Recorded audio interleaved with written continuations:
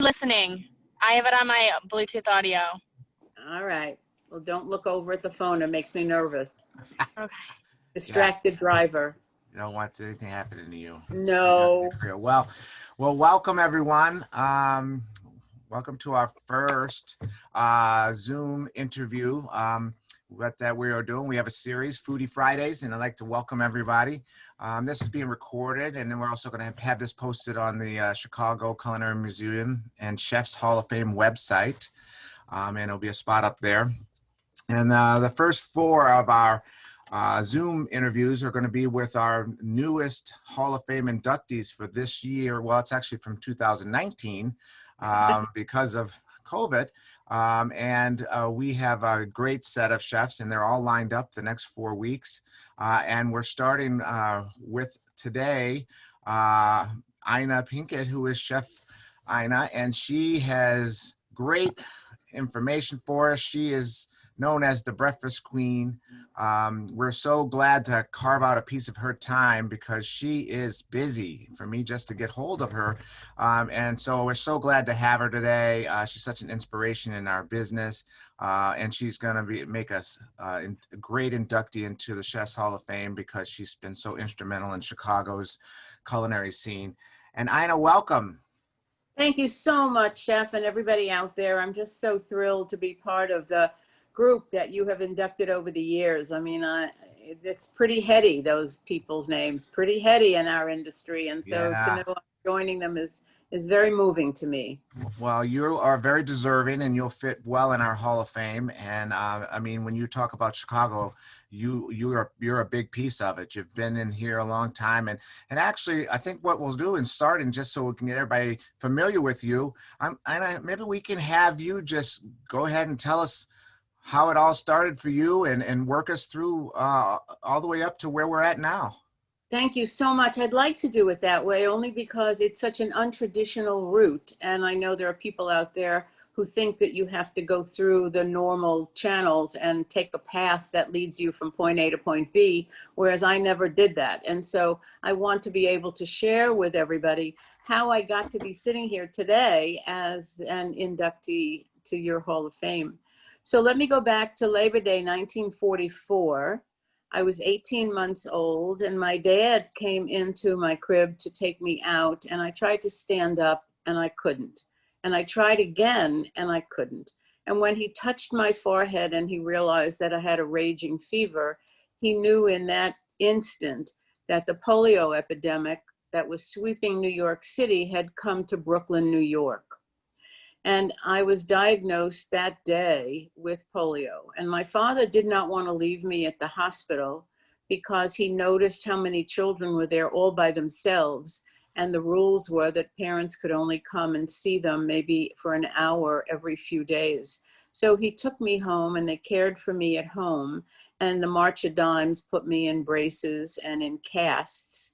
And my father was so unhappy with the treatment because he could see that I was becoming more disabled by having my leg and so immobilized.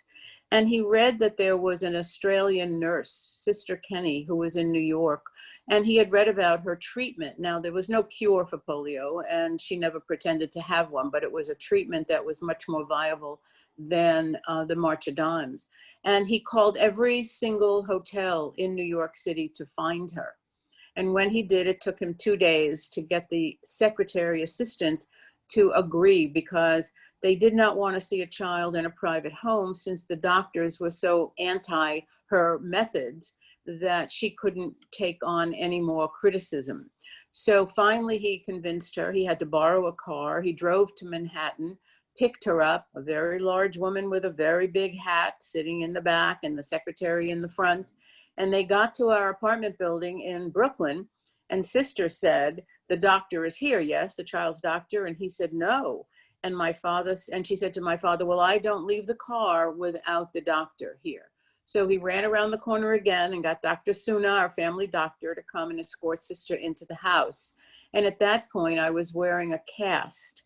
And she cut the cast off my leg. And my father said she hurled it across the kitchen and said, "We are not treating a broken leg, we are treating polio." And that was the beginning of all of those hot pack treatments with wet wool, boiled wet wool wrapped around my leg with dry wool around that so the wet heat would go in, and then wrapped in oilcloth, tablecloths, because there was no plastic in 1944. And then lots of cocoa butter to massage it and get the muscles. So I had an unusual childhood, and I learned a lot by the time I was 6. I was only able to sit with the adults, so I learned to listen very carefully, and I learned adult conversation, so that if I had something to say and the adults looked at me, it had to be something cogent and had to be something that could contribute. So I learned a lot about listening and about conversation. I also learned when they told me I was going to the hospital for a surgery, I thought they were taking me to die, because in 1949, when you hear people talk about hospital, it wasn't to go get better, it was to die. So I gave my brother all my toys and I went to the hospital not knowing exactly what all that meant, because at 6, you don't have any grief for a life not lived. Well, when I woke up from surgery, I thought they made a mistake. And I realized that I had another chance, a second chance. So everybody in my life has always gotten a second chance. And I think back to those times, and I had no idea that I could have a life. I had no idea that I could create something for myself that would lead me in a way that made sense for me as an Ina that was emerging. And so I wish that I had been able to get a letter at 6 from me now, so that that child, that 6-year-old child, would know the possibilities in life. And so I sat down and I wrote myself a letter to my young self. And I'm going to share that with you today, because all of the lessons that I have learned and the life I've led would have been unimaginable to that 6-year-old. Dear Ina, you're going to begin your life in the hardest way you can imagine. Polio at 18 months, which will lead to a childhood being marginalized, ignored, ostracized, and bullied. Your father will be the one who instills in you that you only have to get up one more time than you fall. And he will always be there to part another Red Sea of impossibility. You will marry Bill Pinkey, who will sail around the world solo, and divorce him 36 years later when you understand his best life will be spent at sea and yours on land.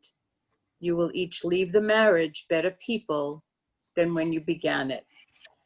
And neither of you will ever forget why you loved each other. Your life experiences will read like a novel and seem like a dream to some. You will hang out with Maya Angelou in Greenwich Village, dance with Fred Astaire, go skydiving, class 10 whitewater rafting, ski the Alps and the Rockies on your one good leg, feed Jean and Doris Bonchet, Jovan Trebojevic, Wolfgang Puck, Julia Child, and many Chicago chefs who will grow before your eyes and make Chicago a world-class food city. You will experience great kindness from Anthony Bourdain, wipe the brow of Mikhail Baryshnikov in the wings of the ballet, appear on a global live stream on World Polio Day to speak about the Global Polio Eradication Initiative for Rotary and the Gates Foundation. You will try hard to find your place in corporate America, having 21 jobs and getting fired from 19 of them, but learning something from each one that you will need and use later. You will be fearless, Ina, but never reckless, and always see yourself as the causative agent in your story, never the victim. You will bake your first cake at age 37 and find a strange and exciting joy in that. From that one cake, you will build a baking kitchen, teach yourself how to bake, and create a dessert catering business in 1980 when that does not exist.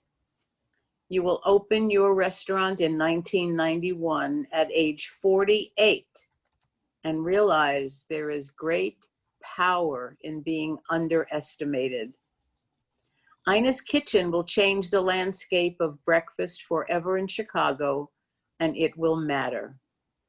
You will ultimately be known as an entrepreneur way ahead of her time, who created the smoking ban in Chicago, started the Green Restaurant Coalition, and found a recipe for success in compassion, exacting standards, and sheer willpower. Ina's Kitchen will become a theater piece and a stage upon which the Ina will be reborn.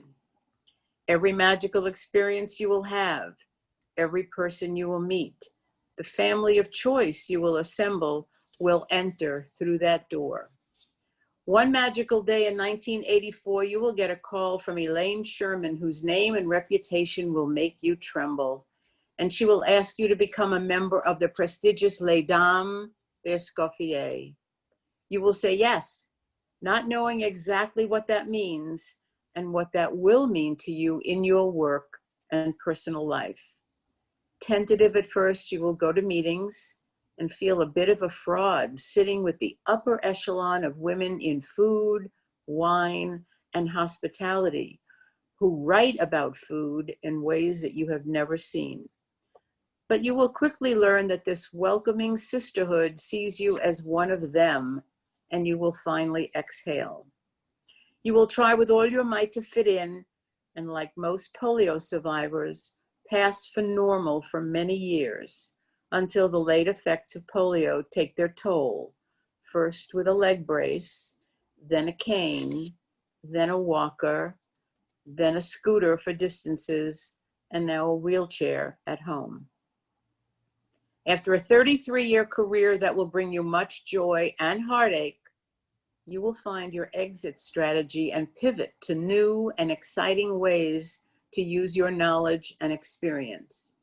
You will write a memoir cookbook called Ina's Kitchen. You will be the subject of an award-winning documentary called Breakfast at Ina's. You will write a monthly column in the Chicago Tribune about breakfast.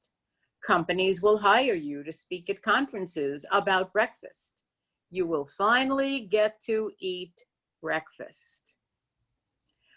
What you will love the most are the relationships that will sustain you, especially with the young women chefs you will mentor and watch over. And then will come another magical day when Chef Kyle Richardson calls and says, "We would like to honor you and induct you into the Chef's Hall of Fame." You will accept it because you will feel the grace of all you have tried to accomplish and are no longer afraid that you don't belong. So there you have my winding road to get me to where I sit today. Wow. That was very amazing. Very well done. I fear for the inductees behind you that'll be scrambling now when they that was a really unique way of doing it. That was amazing. That just shows you your amazing willpower and just going through the career, because as you know in that story, you know how hard this business is, and maybe some words of advice for people entering this business or working in it right now. You know, how did you get through it, and what are some of the things you think they should do that kept you going, that could keep them going? Well, the one thing I know for sure is that when you are working in a kitchen or you're running a kitchen, you can never act like a jerk, because then everybody around you and people you are training think that they can leave there and act like a jerk. And it's time for us to change culture in the kitchen. It's time for us to cooperate. It's time for us to teach each other what we know. And it's time for a quiet environment in which we can do our best. It's very interesting when you go into a very high-end kitchen like Grace or like Alinea and now Ever. It is totally silent in there, totally. And every one of the chefs who comes from another environment always says, boy, it was hard for me to get used to, but now I can't imagine working in a noisy kitchen, because this is so essential to stay focused. Even after they do all the prep during the day at Ever, they put special mats down on the work surfaces to absorb some of the sounds so that it's incredibly quiet while they're doing their plating. So there's something about the peacefulness in a kitchen that you need to remember when you're working in a kitchen. The other thing that I found really important is that you can be powerful without ever being tough. So I always told people, don't mistake my softness for weakness. I can walk into a kitchen and I can look at somebody and say, we need to fix this, and do it quietly. And that's almost more terrifying than if I walk in yelling, which makes people shut down. So my softness was very powerful. It also, as you'll see in the movie, that being a woman in this business has a lot of advantages that a lot of women don't take as their own. It was a different environment being a chef owner of a restaurant as a woman, and especially an older woman. So and what I said here, there's a lot of power in being underestimated. That is probably the biggest lesson that I learned. Nobody was paying attention to me back in 1991 when I opened. There was never a reviewer who came to me. There was never any articles, because, oh, she's only a woman serving breakfast and lunch only. And while they were not looking, I changed the whole environment in Chicago about what breakfast could be. Could be fine dining, could have carpeting, could have no music so that people could talk to each other. The food was extraordinary and different and nothing that anybody had seen. People would always walk in and say, yeah, 2 eggs over, bacon, hash browns, and whole wheat toast. And I would say, well, I agree with you that that's a great breakfast, but I'm going to give you my version of that. So will you bear with me? Because you're going to get what you want, but not in a way you think you're going to get it. And they would trust me because the first taste, and they would go, there's something going on here. So I had a lot of power while I was being ignored. And that really was a great lesson for me. Great, that was great. Ina, tell me, when your restaurant, when did it close? 6 years ago. Okay. 6 years ago. And I wrote a book called Ina's Kitchen, which is available now. And it's a memoir cookbook. So there's some interesting stories in there, but mostly it has all of the recipes that I did in my restaurant. I held nothing back. You know, people wanted to know how I made my pasta frittata. Well, it's all there. And the photographs are beautiful. And I'm very proud of that book. It has sold incredibly well. And people love it because it's a story as well. How did I get to where I am today? And there's stories in there that I did not reveal today and here. Except I might have said in here that I danced with Fred Astaire, and I didn't say that in the book. I don't know. Wow, we're glad that we could hear it. So, and how long was the restaurant open for? 22 years. And then I had that bakery kitchen for 11 years. It was never retail. I never wanted to do a retail because if you make something today and it doesn't sell, it's not as fresh tomorrow. And it was all about that. So it was special order only. And I did a huge wholesale business because back in the 80s, there were no pastry kitchens and there was no pastry chef in a mid-range restaurant. So they would call me and I would look at their menu and I'd say, well, you definitely need this cheesecake and you need this layer cake and you need this tart. And so I would create the food that they needed on their menu. So it worked out really well for me. Oh, that's amazing. So Ina, on your way up, like where did you get your training in the restaurant industry? So where was your start, like the first place? And then how did you, because I don't know if you didn't go to school, I imagine you worked in restaurants and made your way up. Never worked in a restaurant, only ate in a restaurant. And I'm going to tell you where I got my most important training, and that was at Le Perroquet, owned by Jovan Trebojevic.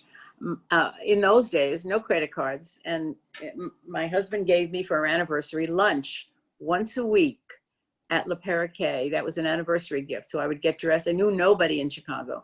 And I would take the bus and I would go up in that elevator to the second floor, and I would get off, and there was this other world of peace and quiet and beautiful muted colors. And I had my table and I'd sit there and I would watch everything that went on. And I knew that that was the way that service should be. And it was extraordinary to be in that environment. And when I was getting ready to open a restaurant, I already had it in my head that that's the kind of breakfast restaurant that I wanted. That, and by the way, lunch was $7 in those days, which was exorbitant, you know, and this was exorbitant. And I used to go every week. It was heaven. But I knew while I was baking my cakes and thinking about what's my restaurant going to look like and what's it going to feel like, I knew what I wanted you to experience in my restaurant. So I built the whole restaurant backwards to you. What was it going to be like for you to walk in the door? Everybody in my restaurant turned and welcomed you. Everybody. Buster would come over and say, good morning, welcome to Ina's. It was not, how you guys doing today?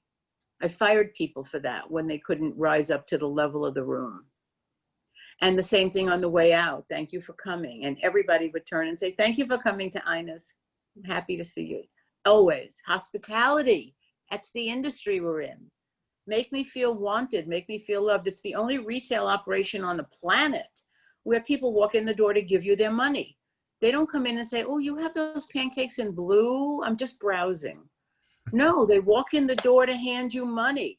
Make sure the experience is worthy of them wanting to give you money again.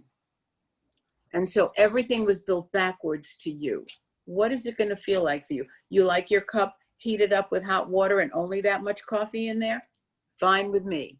We'll come back and bring you another hot cup and more coffee, only that much.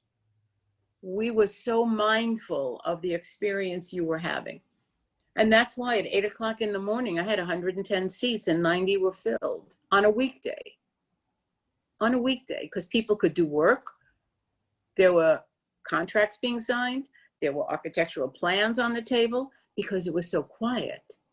Carpeted, low acoustical tile ceiling. Everything was meant for your experience, not mine. Mine was to make it okay for you.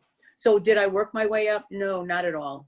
Ate out all the time, but never, never, never. Didn't even know how to put a POS system together when they finally, I had a cash register for a while. I had no idea, but I'm a fast learner. I had to do what I had to do, and I made it happen. There was a line outside the door the first day because I had baked for people for years. So they knew the quality and the care from just the dessert that I would bring them. And so they were there waiting for me to open the door. Wow, that's amazing. You know, especially in an industry where we emulate and we go out, and I tell students, young chefs all the time, they need to go out, they need to read, they need to, you know, get off their phones and go out and see and experience. And that's amazing because your story is that you watched and learned, and that's a big thing in this industry, because that's how lots of us learn different things, or we read something, a recipe, and we love it and we make it our own and we change it. But I mean, it's a great industry for that, and that's amazing the way that you have come up. And this year in the Hall of Fame inductees are we're honoring powerful women in our industry that have made their way up and have really helped Chicago turn the corner. And that's why you're one of our inductees this year. And we have, unlike any other time, more women entering the culinary field. And, you know, I'd like to know what you would say to them as they enter a man's dominated field forever, and really how we're trying to make this change, and really unbelievable chefs and cooks and everything are coming up. First thing I did is when they finally became an organization, Women Chef and Restaurateurs. I think that's a really wonderful organization, WCR, for young women to check out. And they do have special rates if you're in school. You will learn a lot from the women who are in this organization, and that's great. But I think the most important lesson I would tell them to teach in the kitchens they work in is how essential it is to be a kind, collaborative human being.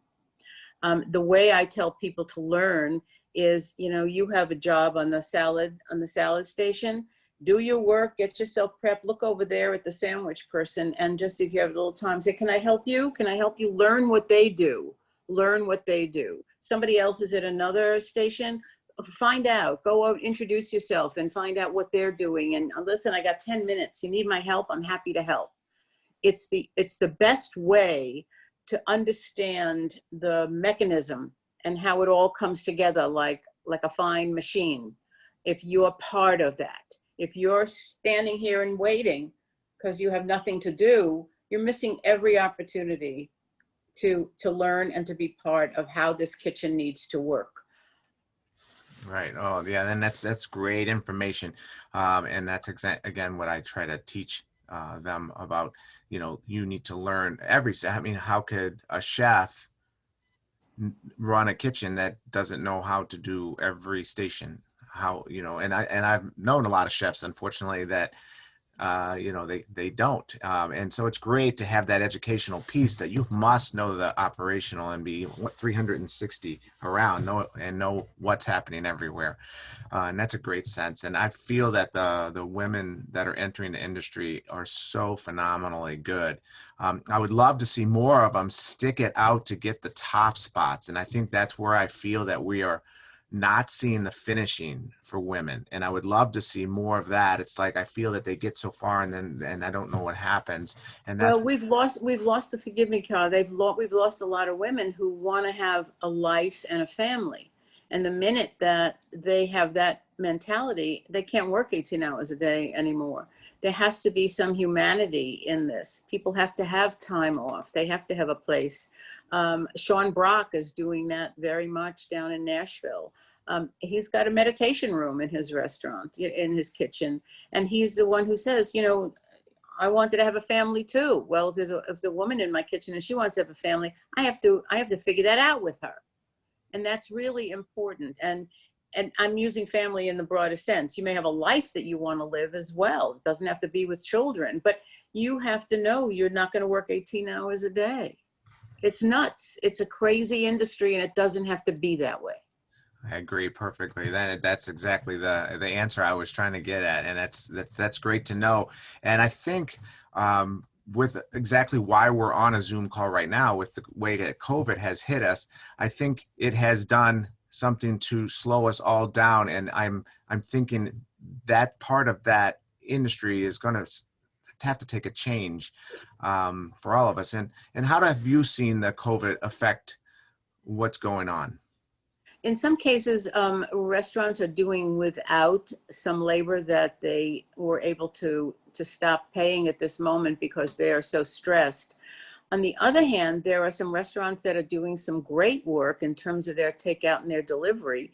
And so they really do need help. And some of their regular kitchen people did not come back. So don't be afraid to try for another job. Don't be afraid to walk in the door and say, I know you're busy. I see the work that you're doing. Can you give me a chance to be part of this? Because when this is over, and it will be over sometime, you're already in the kitchen. You've already figured out how to be part of the team. So be brave. You remember I said, be fearless. Don't be reckless. Don't walk into a high-end steakhouse if all you've done is, made French toast. But the point is, go to a place and say, you know what, I want to be part of this and I want to help. And you will have a new job and a new pathway. The road you're on now is not the road you're going to wind up on. Just don't get off the road just because it's not comfortable right now.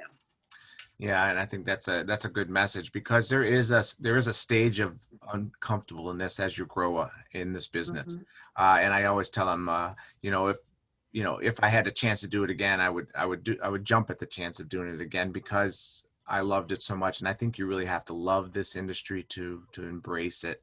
And like you said, there's ways of really doing both. Mm-hmm. I've always said the same thing, and I like the way that you've expressed the quietness when you can get the same point across, but in a different fashion when you are subtle. And I'm sure people love to work for you. And I think that's a credit to see the longevity that people have stayed with you, because I've known that you've had a few people that have stayed Decades. Yeah, and that doesn't happen if that's not the kitchen they want to work in. And so I think that that's great with you.